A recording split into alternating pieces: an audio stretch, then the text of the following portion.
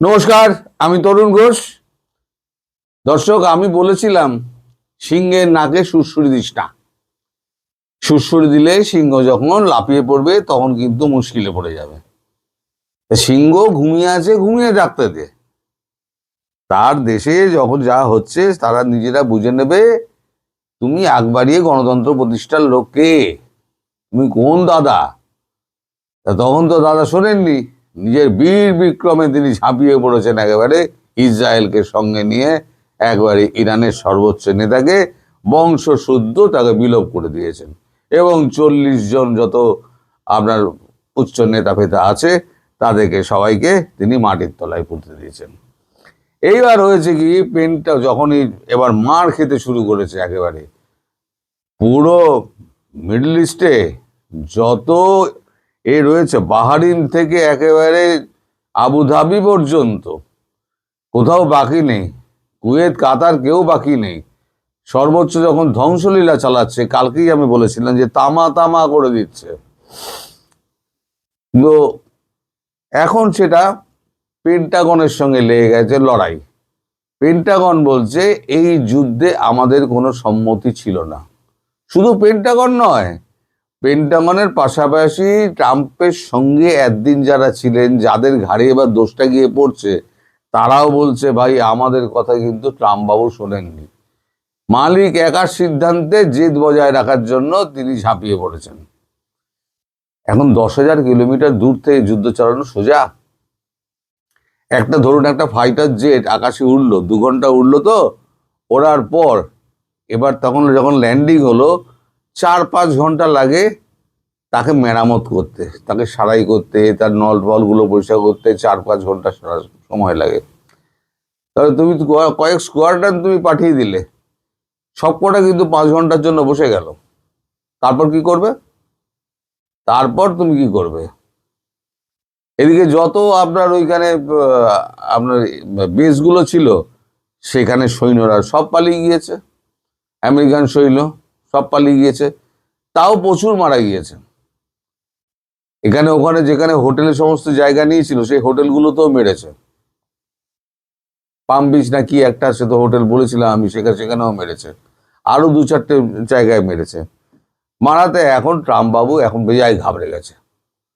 তিনি এখন আর ন্যারেটিভ সৃষ্টি করার চেষ্টা করছেন। তিনি বলছেন কি, ইন্ডিয়ান এক্সপ্রেস লিখছে, তিনি বলছেন যে Trump says Iran would have soon had missile capable of reaching America.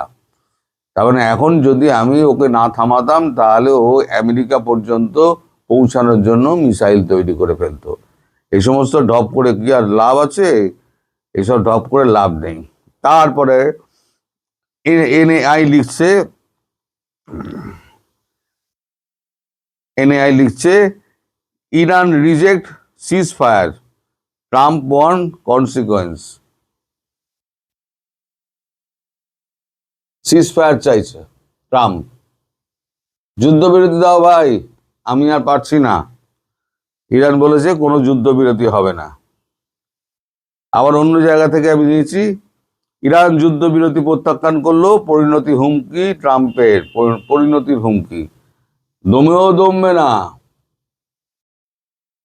Iran বলেছে আমরা মানবো না, তোমাদের মেরেই খতম হবো, আমরা শেষ হয়ে যাব, তোমাদের মেরে শেষ হব।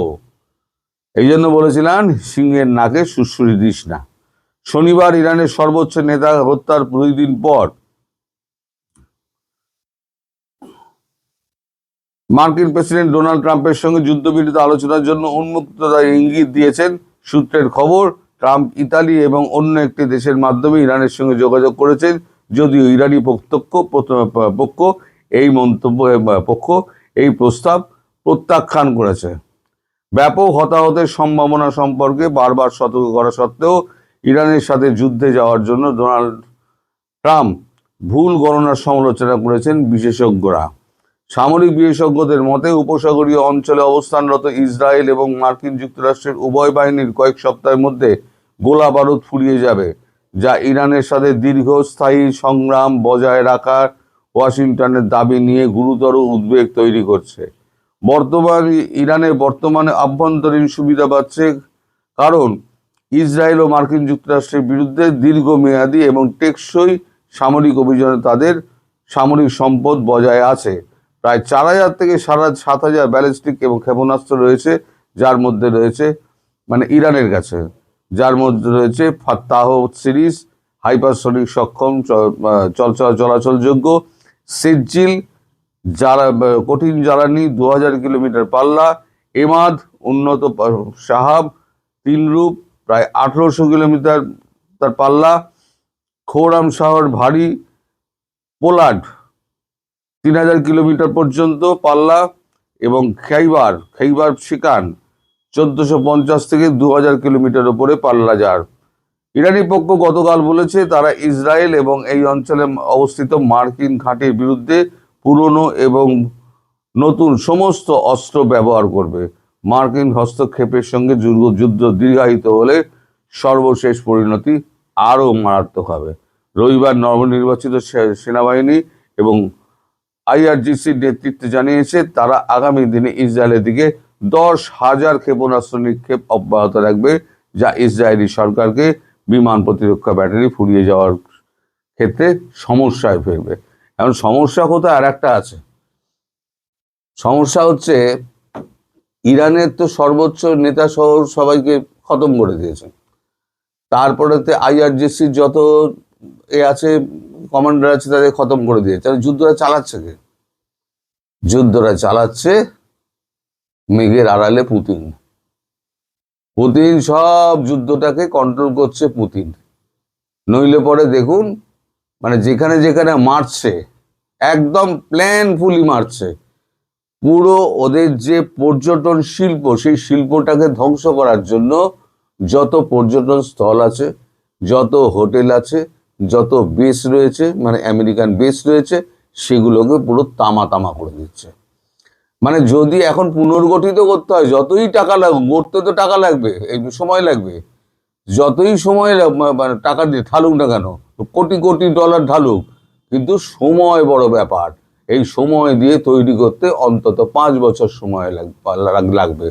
এদিকে মধ্যপ্রাচ্য সম্পর্কে ওই অঞ্চল সম্পর্কে মানুষের মধ্যে একটা ভীতির সঞ্চার হয়েছে। তারা আগামী 2-3 বছরের মধ্যে ওইখানে যাবে বলে মনে হয় না। একেবারে আপনার পর্যটন শিল্পটাকে পুরো ধ্বংস করে দিল।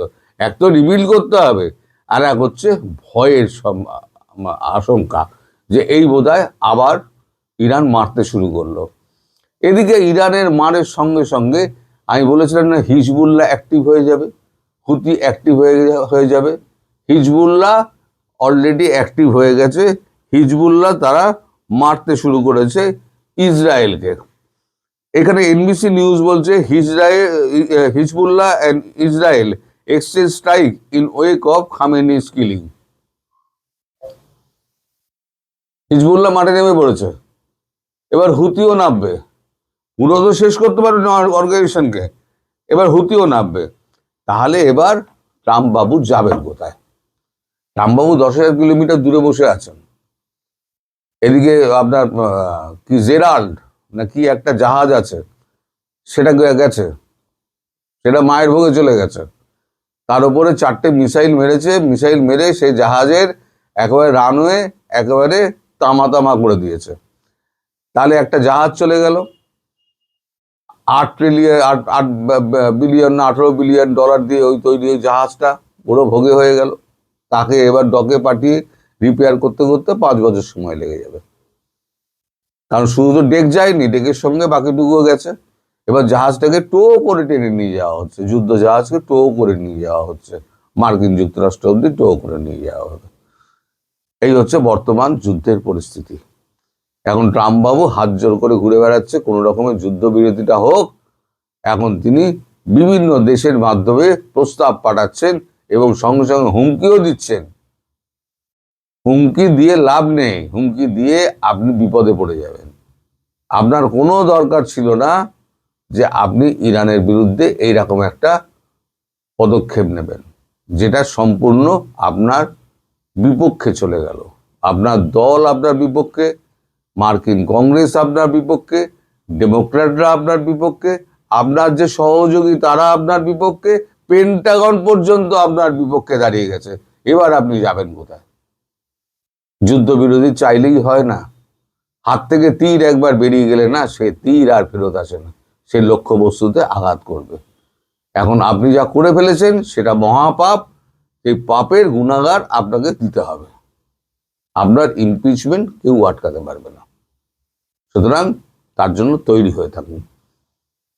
দর্শক, আপনারা সবাই ভালো থাকবেন, সুস্থ থাকবেন, সাবধানে থাকবেন। নমস্কার।